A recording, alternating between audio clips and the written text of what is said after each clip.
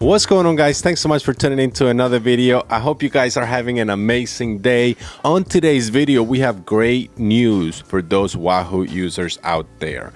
So if you are using a Wahoo Element, a Wahoo Roam, I don't know if on the Wahoo watch you can sync routes, but if you're using Wahoo GPS computer for your cycling outdoors activities, let me tell you, these are great news for you guys and for me, because I'm going to take advantage of this as well. Wahoo added Trailforks routing integration. Basically what this means is that all the routes that you see on Trailforks, you're going to be able to bring them into your GPS so you can use the turn-by-turn option. Let me tell you, this is an amazing feature, guys, because you only have it on Strava if you are paying for Strava. So let's say you go to a new state, you go to a new city, to another country, and you are able to download other routes around other countries, other states, and be able to use the turn-by-turn option. Make sure you stay into the end of this video because I'm going to walk you through how to add routes on your Trailforks and also sync them automatically to your Wahoo GPS unit. This is amazing, guys, because if you go to a new city and you want to do a trail and you don't want to use the signs on the trail, which sometimes they can be hard to follow, or you waste time using looking at your phone or looking at the app asking for directions. In this case, you're going to be able to download the route and just upload it into your unit and you are good to go. So let me walk you step by step on how to do that. Number one, if you don't have an account with Trailforks, make sure you create an account. It's free. Number two, make sure you have your Element app so you can see the routes. Number three, make sure your GPS unit is up to date. All right, guys, so here's how you do it. So I'm gonna start by showing you what Trailforks app looks like. And that's what it looks like right there. It's on top. So we're gonna click on Trailforks.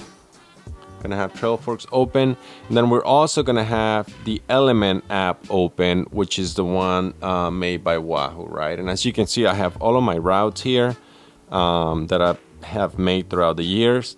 But one thing that we need to do that is very important is you need to allow access for Trailforks to communicate with your Element app, and we're going to do that by going into Profile, and then we're going to go to Authorize Apps, and then you're going to authorize Trailforks to basically communicate with Wahoo Element app. So I already did, so make sure you do that. Also make sure you create an account to Trailforks. So open Trailforks. And then what you want to do is, so you look around on the maps where you want to go. So let's say you're coming into DC, what's around DC or Baltimore. Let's go to DC, right? Also, Baltimore has some nice trails, so make sure you check Baltimore too if you're in the area. So let's do Baltimore instead. So if you're in Baltimore, let's see what's around Baltimore, around Bowie. Let's do Rockburn Branch, all right? So Rockburn Branch. So what we want to do is we go into top left of the app. We're gonna go to Discover, and then MVD Rockburn Patapsco. It's a 14-mile, 1,500 feet of elevation. So we're gonna click on that. It's gonna show us the map, and then we're gonna go up, and then we're gonna say Save To, and we're gonna add it to Wishlist. Okay, that's one. Let's go back. Let's go again to Discover. And let's say we're gonna do Woodstock 101. 13 miles, 900 feet of climbing. I like that. Let's select that, and then we're gonna do Save To Wishlist. All right, so here's where the magic happens. So we're gonna go back, and then we're gonna go in my wish list. And then nothing shows up, right? Nothing shows up. So what you want to do is pull to refresh, and all of them are going to come up. All right, so now what we want to do is we're going to go back to our Element app, and we're going to go to the workouts, which is at the bottom left, and then we're going to say choose route. We're going to hit refresh. Okay, that's done. And now you can see on my Wahoo, it still says 105, but now what we're going to do is let's exit this. We're gonna be on the map window, and then we're gonna hit choose a route, and then it still says 105, but it was sync 6 minutes ago. So we're gonna hit sync, and it's gonna say connecting to Wi-Fi. It's gonna say connecting to Wi-Fi, and then it's syncing. And as you can see, it went up to 106.